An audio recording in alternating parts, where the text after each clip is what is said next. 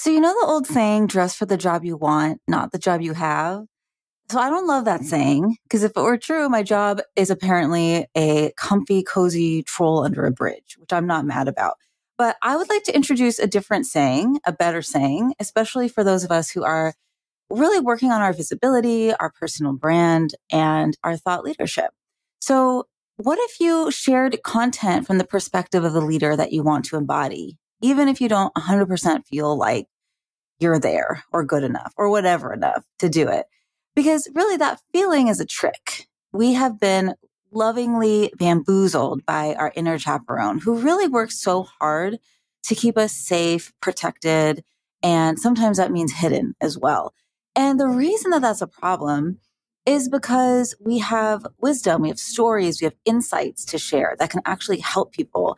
And it isn't helping anybody if we bottle those thoughts up inside. And so this podcast episode is all about my favorite tool to get into right relationship with our inner chaperone, which is a high five file. And all that is an ongoing accounting of the testimonials and the positive feedback that is consistently flowing your way. And collecting these in one space is not just about tooting your own horn, not that there's anything wrong with that, but it's actually super helpful to inspire ongoing content ideas because then you have a record of the things that your audience and your community is already telling you that have positively impacted them. And you will never run out of things to share if you have a running file of your high fives. So my gift to you in honor of Pisces season is a free copy of my high five file template for Notion.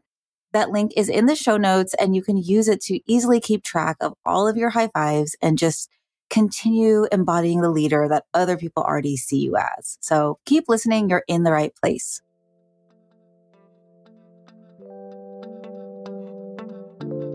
Three, two, one. Welcome to the Campfire Circle. I'm your host, Tania Bhattacharyya, and I empower purpose-driven women in building influential personal brands that drive change and raise revenue. We all talk about getting a seat at the table, but why though? Who wants to sit in a stuffy boardroom anyway? Let's reimagine the ultimate space of leadership as a campfire circle, where we share stories that inspire movements, build brave communities to huddle together with for warmth, and where there is always room. Come sit with us. All right, so let me set the stage for how a high five file can boost your confidence and your content.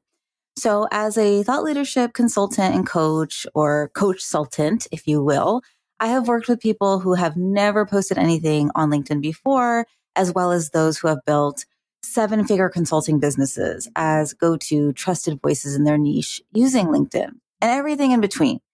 And so overall, I would put the people reaching out to me for support into three categories. So first, I work with folks that I would call emerging entrepreneurs or emerging executives.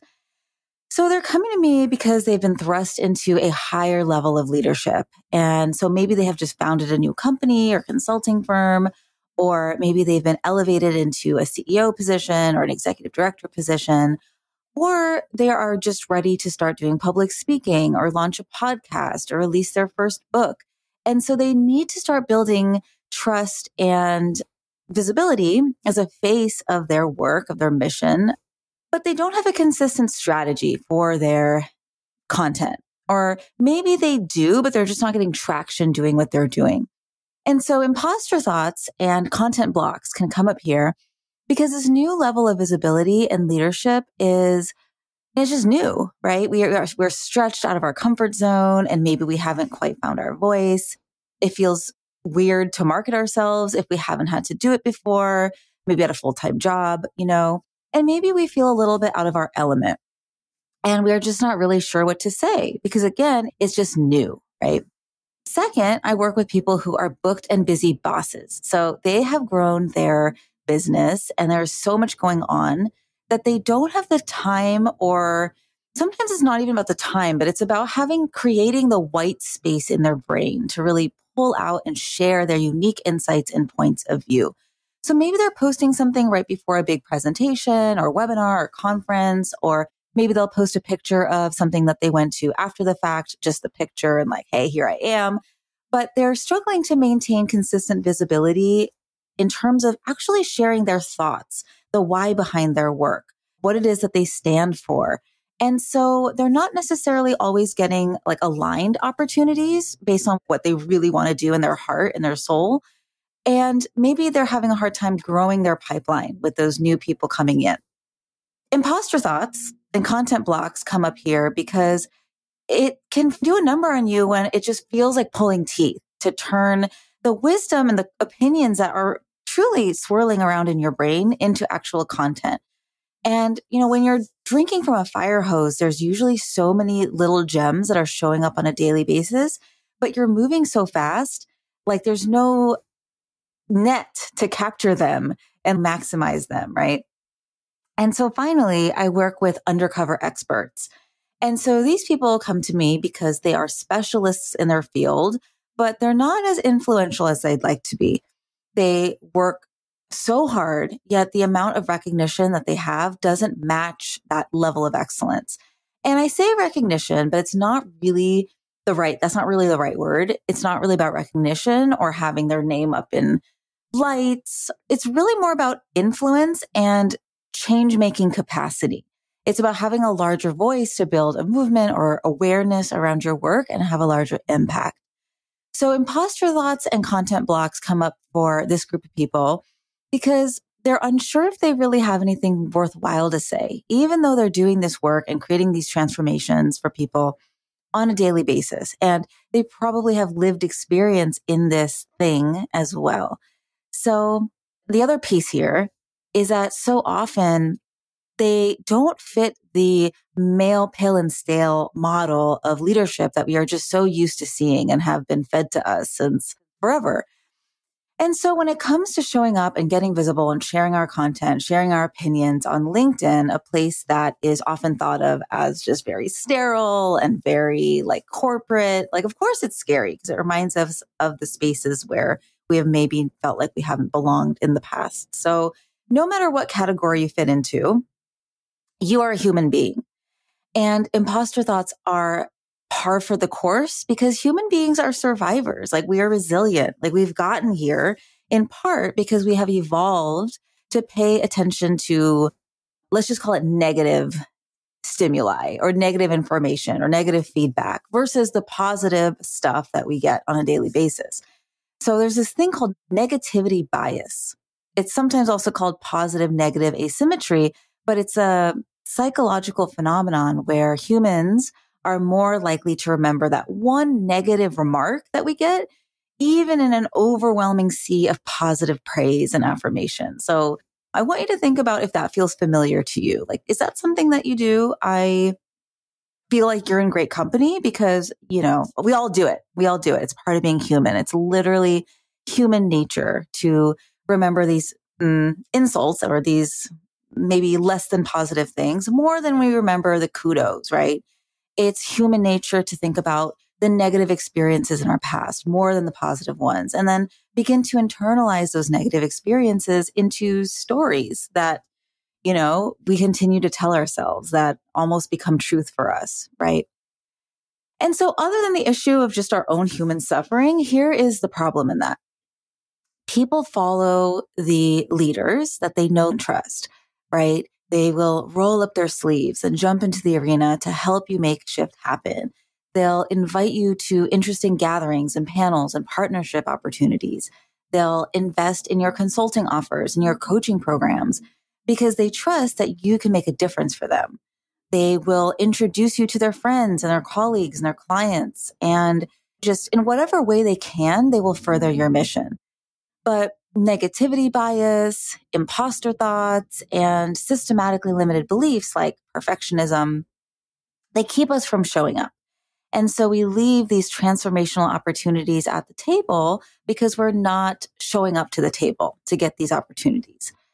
And so I have found such a powerful way to dismantle those imposter thoughts, those perfectionist thoughts, is to really create a culture of celebration around you and in your community. And that's where the high five file comes in. So a high-five file is not a CV. It's not a resume. It's not a bio. It's really more something just for you. It's a list or an accounting of the testimonials that your clients are randomly texting you in the middle of the morning, or complimentary DMs from listeners of your podcast or readers of your book.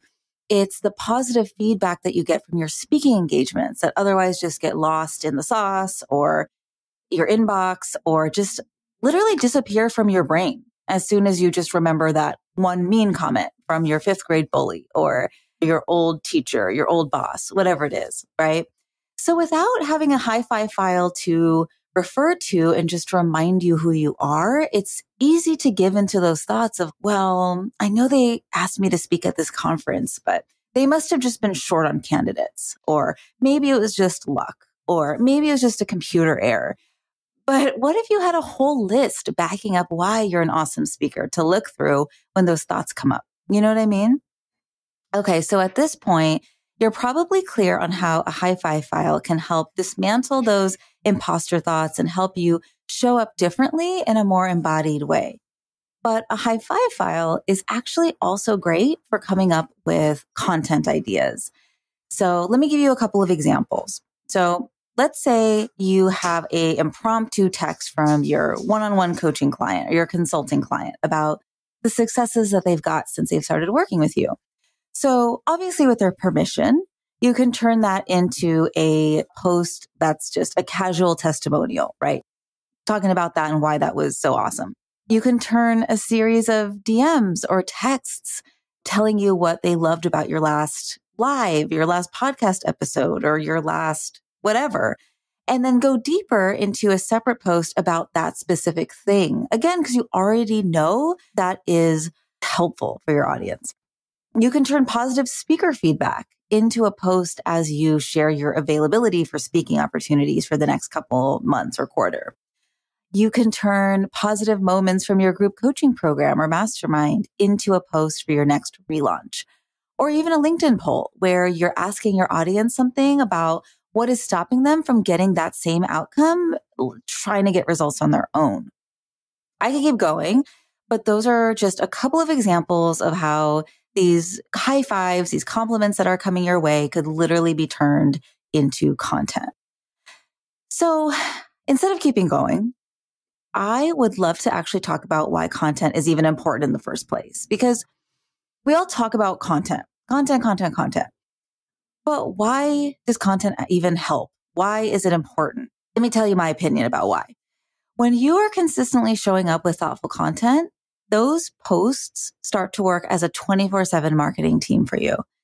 So let's say you post something on LinkedIn and your client likes your post.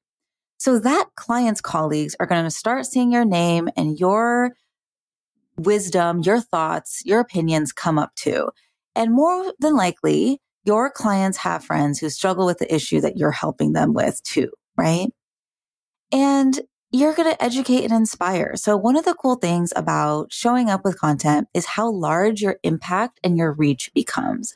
Out of all of the people who are reaching out and starting to let you know how much your content is inspiring them to think about things differently, or that actually get on calls with you or that hire you, there are probably at least 10 times as many who also feel that way and just haven't had the opportunity to tell you yet, right?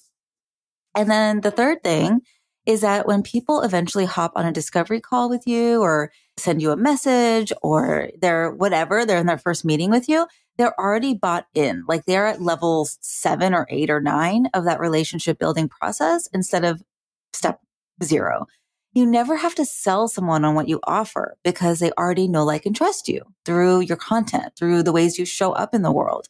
And so your discovery calls become fun and easy, like you're actually talking to a friend. And so here's the opposite side of that. Without consistent content, you are potentially missing out on a whole world of second degree connections and potential supporters who don't yet know about your awesomeness. And it's way harder to stay top of mind with friends, with referrals, with just people in your ecosystem, even when they have that perfect fit person to send your way. And the world is noisy, right? The world is loud. It's distracting. It's busy. So content helps us build that top of mind trust. And here's the worst piece. Here's the worst thing that could happen if you're not consistent with your content. Really, your ideal person that you want to help is going to keep struggling with their issue. And maybe they'll never get support at all. It's not just about getting the client. It's about changing hearts and minds at scale. And so if you're not sharing your opinions, you're not impacting the people that you could, right? Who are struggling with the issue that you work on. And that sucks. So to that end, I'm going to actually be taking folks through a LinkedIn content sprint in April. We're going to strategize, we're going to batch, we're going to schedule 6 months of thought leadership content, believe it or not, that will help you stay top of mind with your community and lead to opportunities in sales. I am all about LinkedIn because I have seen how it has democratized thought leadership. Everybody can build an influential platform for our mission and have access to power brokers, decision makers, supporters, potential clients, and just open up doorways of opportunities to solve the problems that we work on. And when I say problems, I'm talking about things like changing the ways that nonprofits build culture, or making the mental health care sector more equitable and inclusive, or helping companies make a bigger impact and retain staff by incorporating CSR, right? There's a billion examples. There's an infinite number of examples, unique examples. But if you have found your way to this particular podcast, I already know that you solve a very specific issue with your own unique take on solution. So friends, let's get your high five file going. There are probably so many examples just waiting in your Outlook archives, your LinkedIn DMs, old surveys from talks and webinars that you've done, or you could just start fresh from today, right? That's cool too. For a long time, I just stuck emails that I got into an Outlook folder, and that was my high five file. But I have realized that I've missed out on a ton of bits of information that are coming in from other spaces. So I have asked my amazing VA to create a high five file template in Notion to keep track of these little bits of goodness, down to the URL, down to the link to the comment, down to the ability to mark if we have consent or not to share that high five publicly, or a space to note what category it's in so we can easily refer back and find the right testimonial for the right launch. And folks, just why are you still listening to this? Just go to the show notes and download it.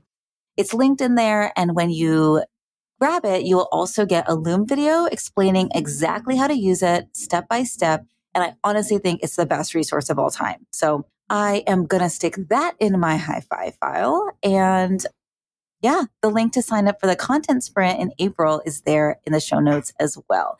So there's a lot of exciting stuff happening, and I'm going to let you go, and I'm looking forward to talking to you soon. Keep on shining. What'd you think? Leave us a review on Apple Podcasts, or even better, reach out and let me know through lumosmarketing.co. Yes, that's Lumos, as in the illumination spell from Harry Potter. Because when you shine, magical things happen. You can get social with me on LinkedIn, and of course, check out the show notes to stay in touch with our guests. Let's talk soon.